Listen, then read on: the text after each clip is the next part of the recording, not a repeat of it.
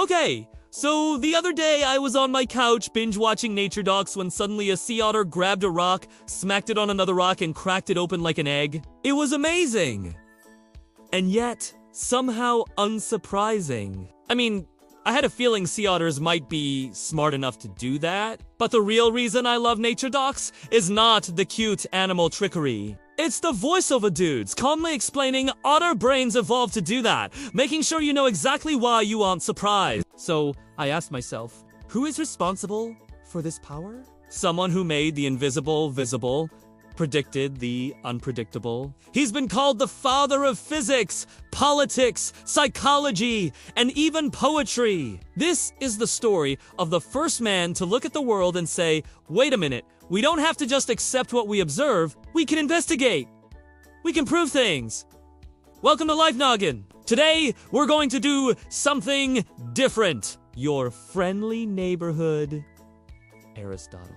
Now, if you're familiar with Greek philosophy, you may know about Socrates, the guy who invented asking questions to make people sound dumber. Or maybe you know about Plato, Socrates' student, who once said, quote, "You can't sit with us." These guys started a school called the Academy and tutored rich kids about stuff like justice and courage and whether goats are immortal. But what they didn't do was actually test stuff. I mean, you could ask them why water boils at 212 degrees Fahrenheit.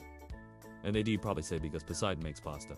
So Wednesday, but if you want to learn why water boils, you need to talk to Aristotle, Plato's own student, whose nickname was literally the Mind. Because while all the other 3,000 philosophers before him just speculated about the universe, Aristotle gathered data, weighed arguments, and made empirical claims, like, for example, there weren't really clocks back then. But he figured out a year is 365 days long by painstakingly observing the sunrise and sunset each day for a whole decade. Aristotle was born in Stagira, a small port city in Macedonia in 384 BCE.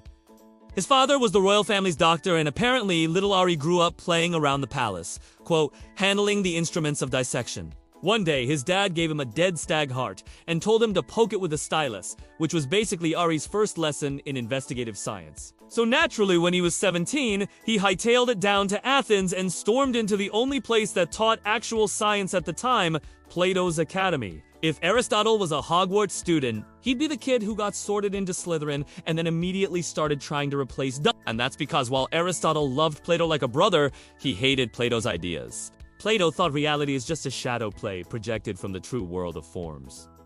The perfect chair exists somewhere else. The chair you're sitting on right now is just a pale imitation. But Aristotle thought, nah, you're wrong. The chair you're sitting on right now is just as real as the perfect chair.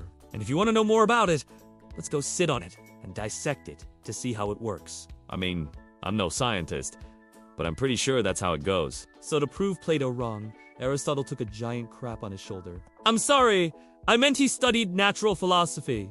Yeah, that's what they used to call science. Anyway, he did it for 20 years. He discussed everything under the Athenian olive trees with his beloved Plato, eventually becoming the top dog at the academy, even though Plato still owned it. Then Plato died and the school refused to let Aristotle run it. So to get back at him, Aristotle did the most Aristotelian thing possible, studying harder than ever. So in 335 BC, he started his own rival school down the street called the Lyceum, and here he laid down the law. Forget all those Greek philosophers who just talked about virtue and wisdom. Science is about facts and evidence. It's about observations, inductions, categorizations. So grab your goggles and your beakers. Class is in session. And what subjects did Aristotle cover? Well, everything. To study his favorite thing, animals, he built a zoo lab where he dissected more than 500 specimens, discovering, among many things, that whales are mammals. He also created a weather station to log wind patterns every day, inventing the field of meteorology. He even designed the world's first library catalog, organizing his 400 scrolls by topic, which is why we can find them today in the Great Library of Alexandria. Aristotle's methods were revolutionary. He called it empiricism, which literally means knowledge through evidence. And to gather that evidence, he set some ground rules. Don't trust others. Test stuff yourself. And whatever you learn, question it, because knowledge is never absolute. It changes as we discover new evidence. Aristotle didn't just make the invisible visible, he made it debatable. He gave us the scientific method. I mean, we may not agree with all his conclusions, but the process of how he arrived at them is how we solve problems today. Of course, being the world's first scientist came with its perks. For example, when Aristotle tutored Alexander the Great, the future tyrant of the known world, he made him collect plants from far away. And then he warned him, quote, "Don't rule with fear, Alexander. Rule with logic." Spoiler alert, Alexander didn't listen to him and went on to name 16 cities after himself. But before he was hanging out with kings, he hung out with poets. Because while Aristotle is considered the father of science, he was also an accomplished playwright, writing 40 tragedies and 11 comedy. In fact, he invented the 3-act tragic structure that every theater kid knows by heart, including Shakespeare, who totally ripped off Aristotle's Poetics to write Hamlet. And if you want proof, just read these opening lines. "All the world's a stage and all the men and women merely players." Aristotle literally wrote that exact same thing 1600 years before Shakespeare. So, the bard probably read him in school. But when he graduated, he got a job working for King Hermes of Attica, helping him draft a constitution. Unfortunately, the king went bonkers and tried to steal Aristotle's house. So, he fled to Euboea Island, where he taught Alexander until the boy became world's hottest conquering man. Then he headed back to Athens to teach anyone who paid tuition, including women. Go you!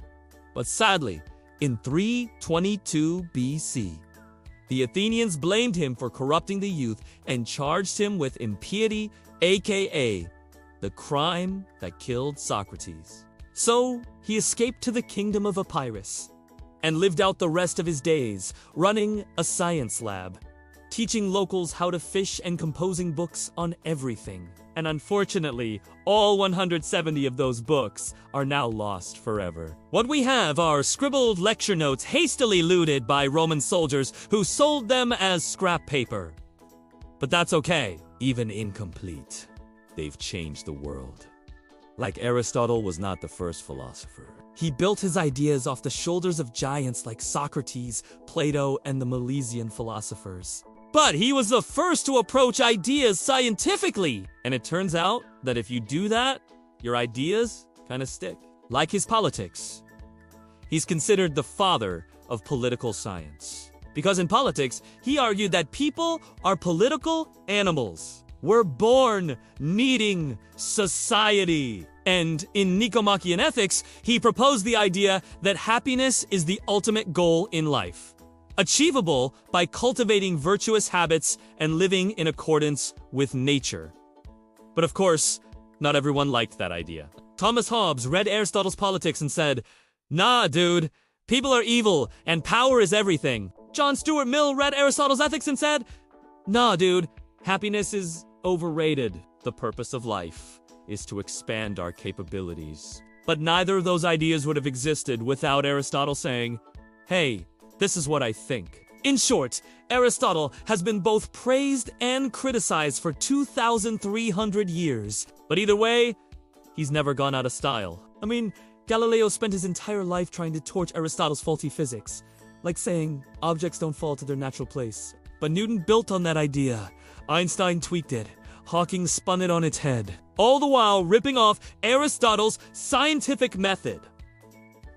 And it's not just science. You can argue with Aristotle, but you'll use the tools he invented to do it. Because when he talked about rhetoric, he essentially invented public speaking, giving us rules like appeal to authority or the bandwagon fallacy. When he dissected rhetoric, he laid the groundwork for linguistics. When he talked about aesthetics, he launched art criticism, and even the freaking US Constitution was directly influenced by Aristotle's Politics. Madison borrowed his idea of a mixed government to combine a strong central government with states' rights. And if you read his works on emotions, you'll recognize the roots of modern psychology and cognitive behavioral therapy. Aristotle gave us the scientific method, but he also gave us the backbone of everyday arguments. So, next time someone says, "Ooh, I'm so enlightened," look them in the eye and say, "That's old news." Aristotle settled that in 350 BC. Thank you for watching. I hope you learned something, and please don't forget to keep on thinking.